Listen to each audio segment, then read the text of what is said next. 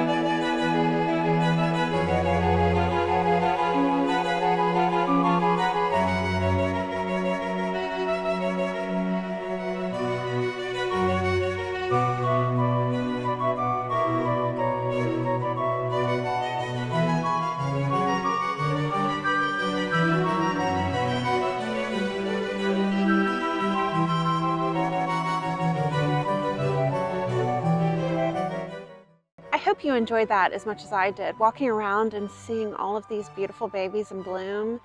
If you would consider joining me over the next couple of videos, I'm going to show you Don's greenhouses so that if you're thinking about placing an order, you can see where your babies are being born and where they're growing. So that's really fun to see his greenhouses in action.